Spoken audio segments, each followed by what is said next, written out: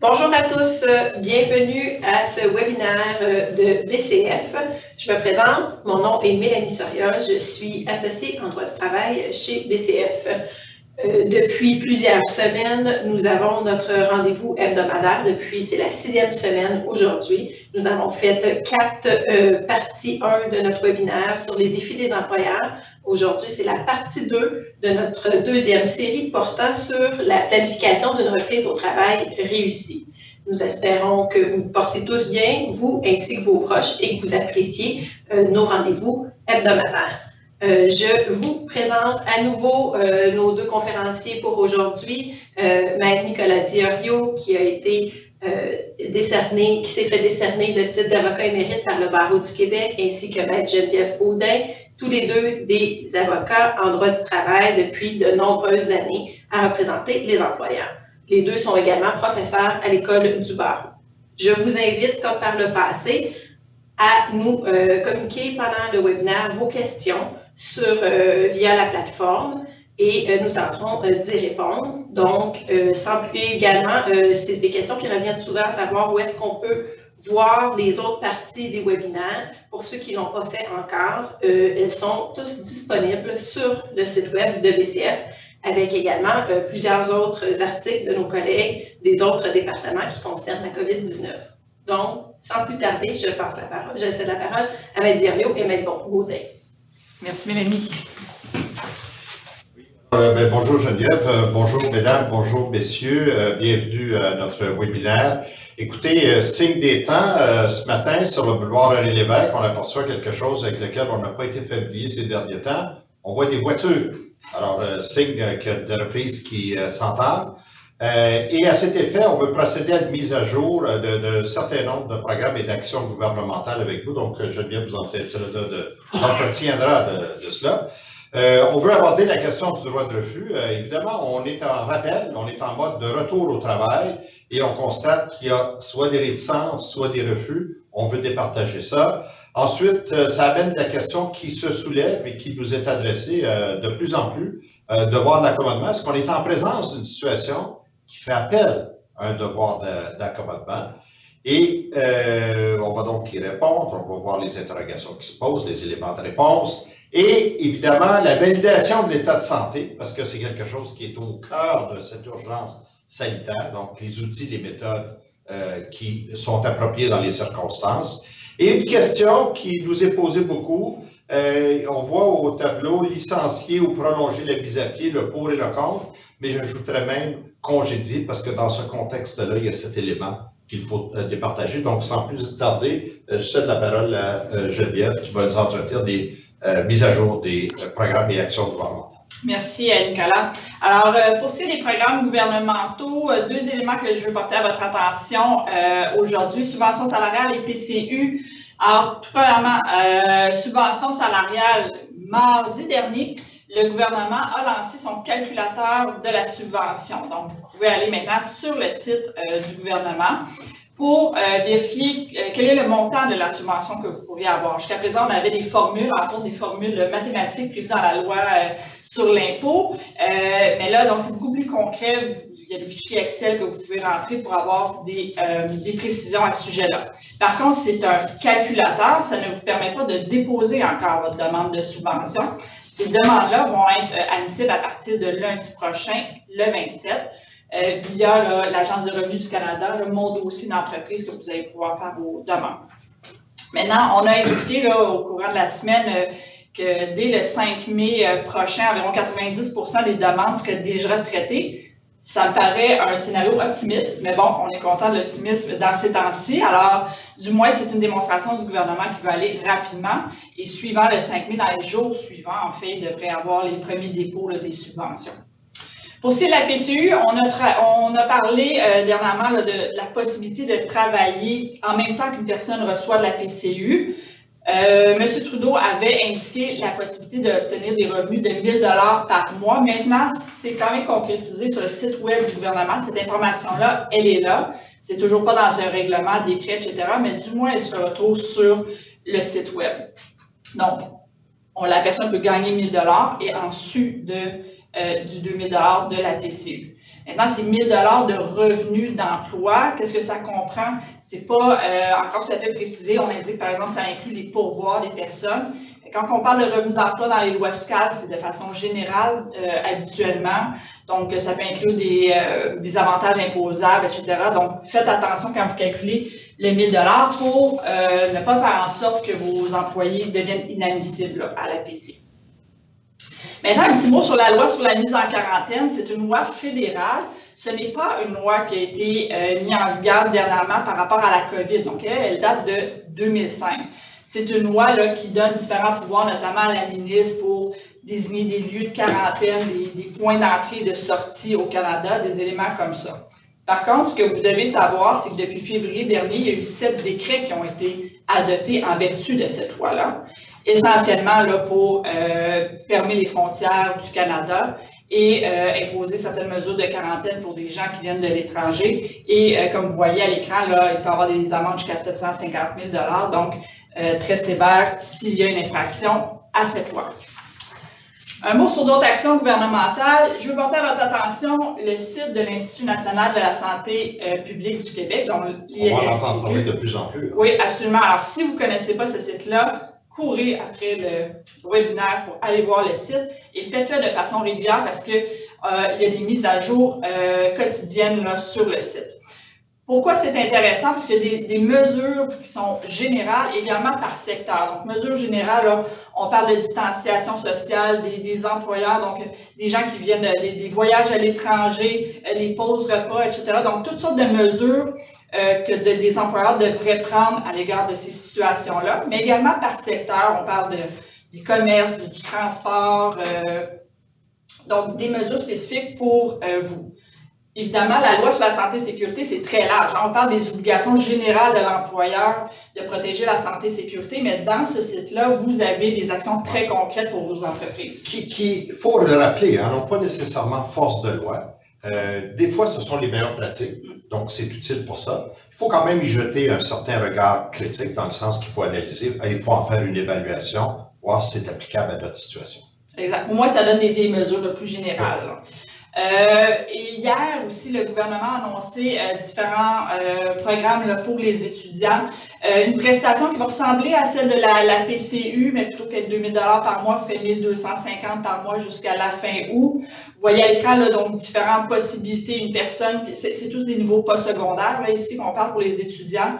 Par exemple, un étudiant qui va être de retour sur les bancs d'école en septembre qui serait admissible.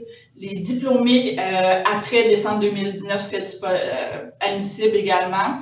Et également, les étudiants qui ont un emploi mais qui gagnent moins de 1 000 $ par mois seraient également admissibles au programme. L'intérêt pour vous, c'est évidemment le fait qu'il y a 76 000 emplois pour les jeunes additionnels, création d'emplois. Donc, ça peut être intéressant. Évidemment, les détails sont à venir, mais non. Comme dans beaucoup de ces annonces-là. Alors, on arrive maintenant au refus de travailler. Alors, on assiste au phénomène suivant. On est en mode de rappel. On demande aux gens de revenir travailler. Les gens ont été à la maison ou totalement, partiellement, ou pas du tout, mais alors qu'ils voyaient des voisins ou des amis ou des parents qui l'étaient. Et là, on assiste au premier phénomène qu'on appelle celui des réticences. On a indiqué les réticences pré-urgence sanitaire, parce que vous vous rappelez à l'époque, qui paraît maintenant lointaine, mais qui ne l'est pas si tant que ça, ma voisine de bureau, elle revient de voyage lundi, puis moi, je pense qu'elle était exposée en voyageant, donc je ne veux pas l'avoir à côté, je ne veux pas être à côté d'elle. On avait ce genre de questionnement-là qui était posé. Post-urgence sanitaire, on est dans une autre situation.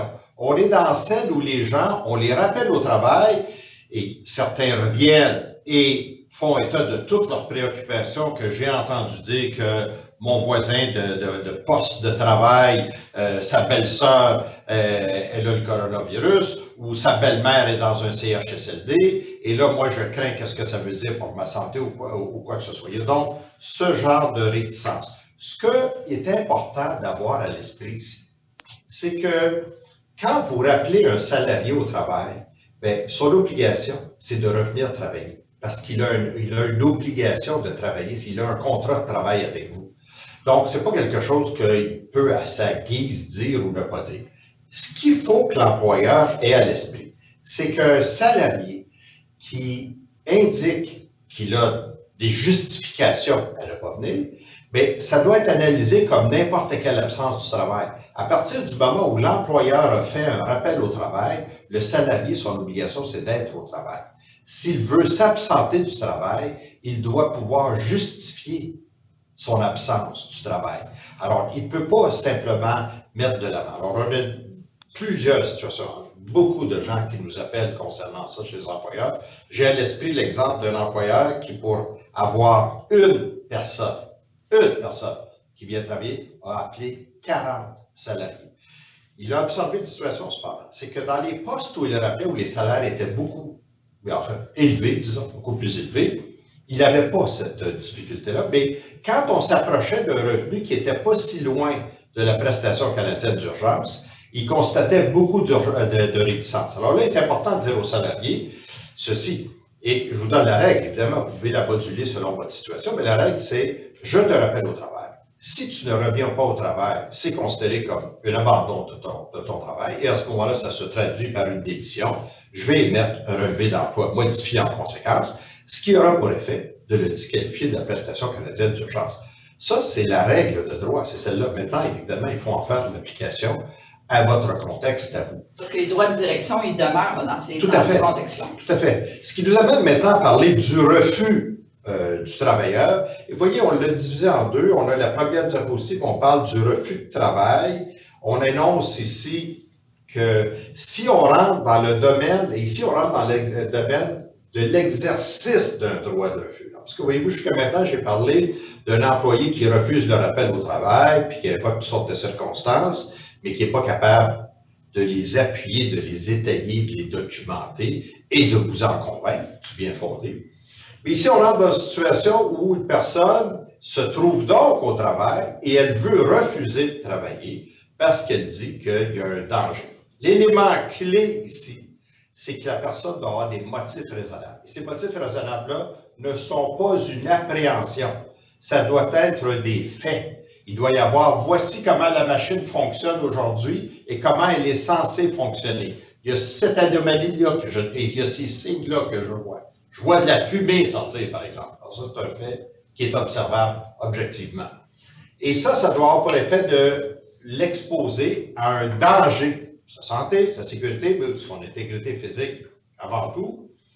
Et c'est pour ça qu'on distingue entre risque et danger. Et le danger, c'est quelque chose, évidemment, de plus proche, de plus intense, mais surtout, c'est quelque chose qui est imminent. Donc, quand le risque devient imminent, ça crée un danger. Comme on le voit, c'est donc pas n'importe quelle situation, et c'est certainement pas un malaise, c'est certainement pas que ça me rend anxieux, c'est certainement pas que ça me rend inconfortable. Tout ça, c'est des situations hautes qui font en sorte que l'employé doit quand même, il s'est engagé à faire un travail et il doit donc le faire. Et ça suppose évidemment certains aléas, le fait de devoir se lever le matin et d'aller fournir sa prestation de travail. Ce qu'on voit maintenant, c'est l'exercice du droit de refus, la mécanique, on est déjà familier avec, mais un bref rappel pour se situer dans la séquence et avec les autres éléments qu'on va aborder, c'est qu'évidemment, la première chose à faire, c'est d'aviser son employeur. Il faut informer l'employeur. Donc, c'est pas d'aller sur Facebook et d'aller dénoncer son employeur, parce que ça, c'est un manquement à l'obligation de loyauté. Ensuite, il faut examiner la situation, il faut observer les correctifs à apporter, et évidemment, il y a l'intervention d'un inspecteur qui vient examiner la situation dans le contexte, évidemment, de la COVID-19. Ça fait en sorte que les représentants de la santé publique sont également informés. Nous, ce qu'on met de l'emphase, c'est l'élément que vous voyez à l'item 3, 2.2.2, item 3, la deuxième puce, c'est d'avoir un cahier, un registre de vos mesures. Parce que ce qu'on a observé, c'est qu'en situation de COVID-19, il y a un commentaire qui est fait, un élément qui se produit, un fait, un petit incident, et on recule après de quelques jours, et on essaie de tout rattacher ça ensemble pour justifier une situation. Alors, documenter au fur et à mesure, parce qu'il faut avoir à l'esprit que des conséquences importantes, c'est la fermeture du lieu de travail. On l'a vu aux États-Unis, il y a eu des usines dans le secteur agroalimentaire de 5, 6, 700 employés qui ont dû fermer leurs portes. Alors, c'est quelque chose que l'employeur doit avoir à l'esprit. Et évidemment, il y a une possibilité de contestation à la CENSST et un recours devant le tribunal administratif du travail. Nicolas, on a une question connexe, à savoir si un employé présentement est en télétravail, puis on peut exiger qu'il revienne au bureau, évidemment, si on est dans les services prioritaires là, énoncés par le gouvernement, même si la personne refuse. C'est les mêmes principes que tu disais tout à l'heure. C'est les droits de direction de l'employeur qui doivent prévaloir. Bien expliquer la situation. Évidemment, à moins que vous ayez dit que le télétravail va être à durée infinie, etc. Mais, donc, normalement, oui, tout à fait, vous pouvez demander. Oui, question qui est posée beaucoup, mais effectivement, c'est l'essence même de la situation. Une reprise des activités présuppose que le télétravail va prendre fin. Et le télétravail, c'était une situation qui était d'exception. Ce n'est pas quelque chose qui était devenu la règle. Donc, l'employeur est en droit d'exiger le retour dans les lieux de travail. On poursuit avec quelques éléments de cas d'espèce qu'on voulait vous donner. Ce qu'on remarque qui est rapporté, c'est évidemment la fermeture des garderies. Donc, je n'ai pas de garderie, qu'est-ce que vous voulez que je fasse? Je ne peux pas aller travailler. Fermeture d'école, la présence est facultative. Je dois prendre soin d'une personne, je dois m'occuper de quelqu'un. Il y a des situations avec des salariés qui sont dans des conditions particulières, un salarié de 70 ans et plus. Écoutez, j'ai à l'esprit l'exemple d'une personne de 71 ans et elle ne veut pas retourner, elle est mal à l'aise, elle dit, écoutez, de toute façon, le gouvernement dit aux personnes de 70 ans de rester chez eux. Et cette personne-là, évidemment, elle a participé au marathon de Boston l'an dernier, puis elle a eu un très bon temps à part de ça.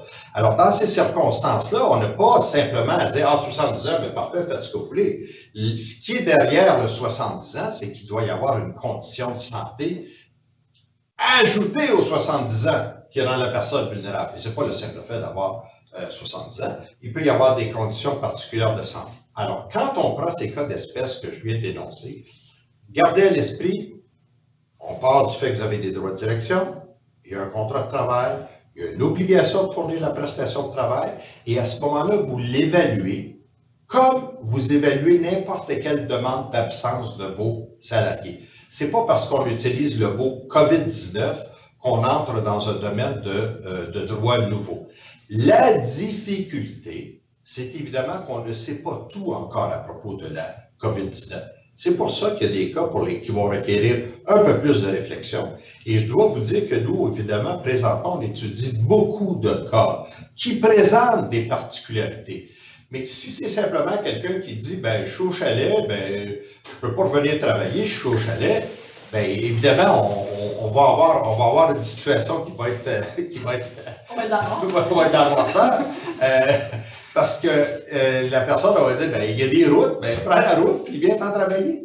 Alors, ce n'est pas le fait que l'employeur, parce qu'on dit COVID-19, que l'employeur doit accepter n'importe quelle excuse. On voit ensuite les congés prévus par la loi. Alors, vous savez tous les congés pour raison familiale d'une durée de 10 jours prévus à la loi sur les normes du travail.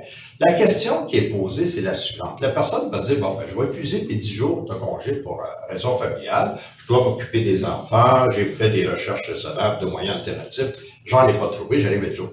Au 11e jour, la personne continue de s'absenter.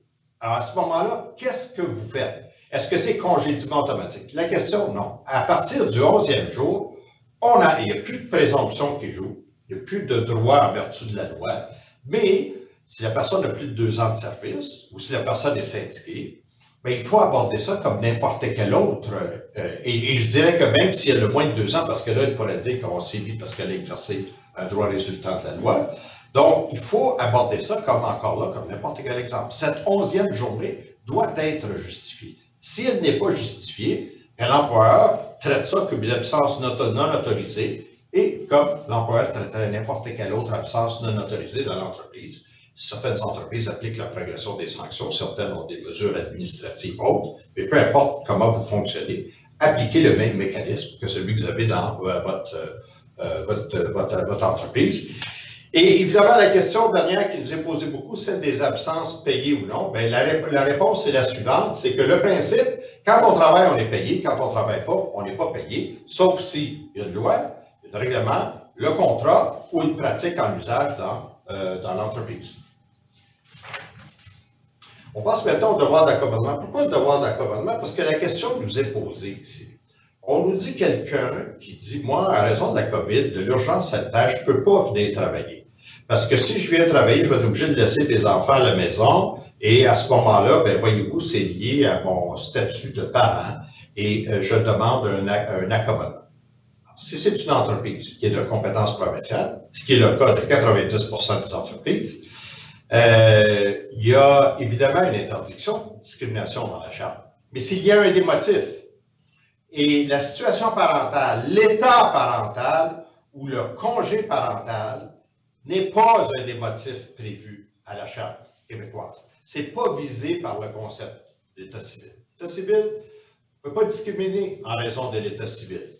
Mais ça, situation parentale, état parental, congé parental, ce n'est pas inclus dans la notion d'état civil. Il y a eu plusieurs cas en jurisprudence à cet égard-là, même la Cour d'appel qui a pu confirmer le tout. Oui. Par contre, on vous indique la situation au fédéral, et voici pourquoi on vous l'indique. Parce qu'au fédéral, la situation familiale, c'est un motif reconnu de discrimination, comme le sexe, comme la nationalité, comme l'ethnie, comme l'orientation sexuelle. Alors, c'est une situation. Alors, pourquoi on vous parle? Parce que vous allez donc voir des situations où ça a été évoqué, vous allez voir des situations où c'est impliqué, mais il faut avoir à l'esprit que c'est dans le contexte d'une entreprise fédérale. On vous le mentionne pour une autre raison, c'est qu'il y a une tentation chez certains tribunaux de s'en inspirer pour l'appliquer à des entreprises provinciales. Vous devez donc en être conscient. Et on parle, évidemment, il y a un arrêt de la Cour d'appel fédérale où on dit qu'il doit y avoir une interprétation large. Et là, voyez-vous ce qu'on vous dit? On dit que ça englobe l'ensemble des circonstances familiales et notamment les obligations liées à la garde des enfants. Le mot clé, crucial, capital à comprendre, c'est le mot obligation liée à la garde des enfants. Okay? Donc, ça vise des caractéristiques personnelles immuables ou qui sont considérées immuables.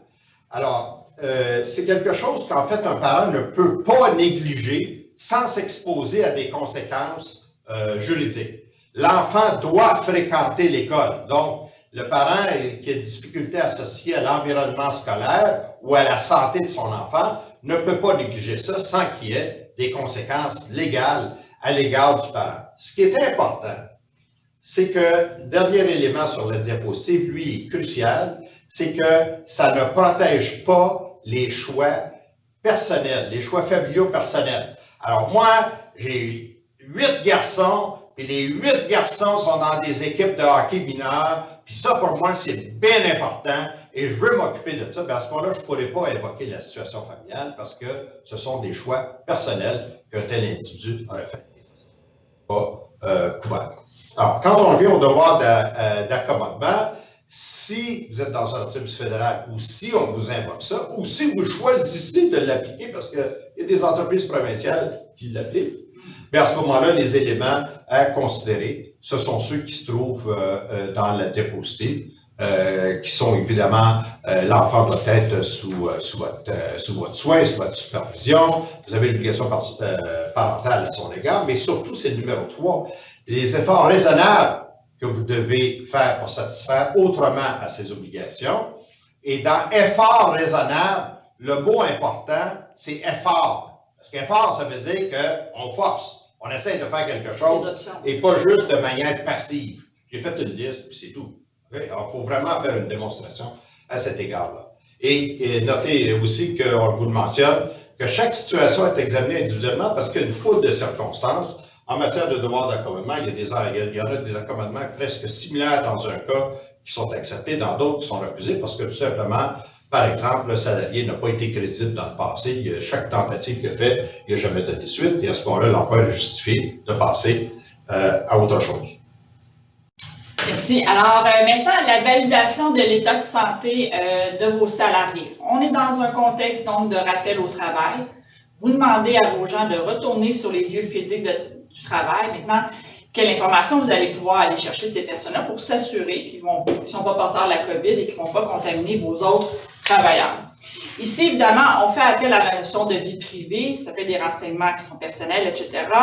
Et il y aura toute une balance qui va être faite entre le droit à la vie privée de la personne, de ne pas divulguer là, toutes sortes d'informations qui la concernent, mais également, surtout dans le contexte de la COVID, toutes vos obligations comme employeur de protéger la santé et la sécurité de vos autres travailleurs, mais également les droits des autres travailleurs qui sont dans l'entreprise, de pouvoir travailler dans un milieu de travail qui est sain. Ici, actuellement, là, la balance risque de pencher beaucoup plus là, vers la protection de la santé et sécurité. Encore faut-il vérifier quel type de questions vous allez poser, le tout dans les limites qui vont être raisonnables. Je veux porter à votre attention aussi que tout ce qui est renseignement sur la santé, c'est aussi un renseignement personnel au titre de la loi sur la protection des renseignements personnels. Alors, les informations que vous allez pouvoir aller chercher, c'est ceux qui sont nécessaires pour la vérification en cause de l'état de santé. Ce n'est pas le temps de commencer à aller demander le pedigree médical de vos employés, mais c'est seulement les informations ciblées qui vont être nécessaires.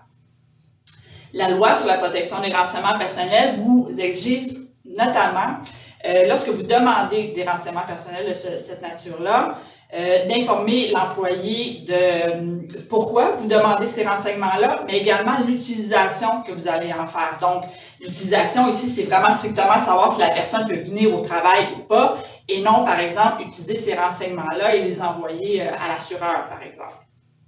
Pour ce qui est des outils, évidemment, des questionnaires que vous allez pouvoir poser donc certaines questions. Est-ce que la personne a des symptômes? Est-ce que la personne vit avec quelqu'un qui a la COVID? Est-ce que la personne revient d'un voyage, etc. Donc, c'est certainement des informations qui sont légitimes à poser. Il y a aussi la prise de température qui serait possible. Il y a un certain débat à savoir est-ce que c'est vraiment efficace ou pas. Mais à mon sens, c'est certainement un outil que vous pouvez quand même utiliser, qui peut être combiné avec d'autres selon différents protocoles. Reste le problème des personnes qui vont être asymptomatiques. Même si je remplis mon questionnaire que je n'ai pas de symptômes, ça se peut que je sois quand même porteur de la COVID. En ce sens-là, maintenant, il y a des tests de sérologiques qui, c'est un peu comme une prise, une goutte de sang qu'on va prendre sur le doigt pour vérifier si la personne a des anticorps. Ce n'est pas encore au point ici au Québec, ce n'est pas arrivé dans nos entreprises, mais certaines entreprises déjà commencent à se poser des questions. Est-ce que je vais utiliser ces tests-là ou pas? Évidemment, on n'est pas juste en matière de vie privée, on parle aussi d'intégrité physique de la personne, mais c'est un développement là, au niveau technologique qui est à suivre dans les prochaines semaines, certainement. Pour les méthodes, ce que je veux que vous reteniez, c'est l'absence d'improvisation. Donc, vous allez poser des questions, vous allez établir un protocole pour savoir quelle information médicale on va demander des gens, mais ça doit être sur des éléments qui sont objectifs. Un des exemples, on peut se référer à l'INSPQ, le type de questions qu'on peut leur demander, les directives du gouvernement, etc. Et dans la mesure du possible, de façon optimale, si vous pouvez aller chercher l'aide d'un professionnel de la santé pour lui soumettre le protocole que vous avez préparé et le faire valider, ce serait une excellente idée. Nous arrivons donc à cette période qu'on attend depuis longtemps, qui est celle de la reprise des activités. On la voit poindre. Cette semaine, on a eu évidemment la reprise de la construction résidentielle. Ça soulève beaucoup de questions, ce rappel, ce retour au travail.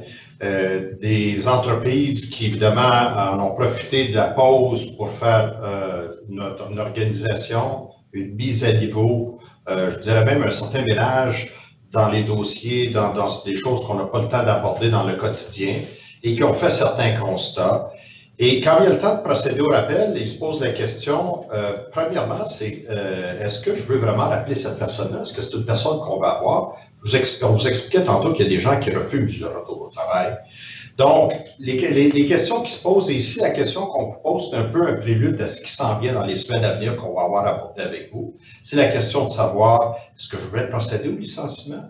Est-ce que je vais, parce qu'il n'y a pas vraiment d'expectative que la personne revienne, est-ce que je vais simplement mettre la mise à pied ou est-ce que je vais procéder à un congédiement? Ça, c'est des questions qui sont énonciatrices des thèmes qu'on aura abordés avec vous dans les semaines à venir. Donc, on fait comme d'habitude, on vous invite, s'il y a des questions, n'hésitez pas à nous transmettre. Dans la mesure du possible, on essaie de répondre presque à la totalité. D'ici là, bien évidemment, on souhaite une bonne journée et à la semaine prochaine. Merci. Merci. Équipe. de BCF, droit du travail.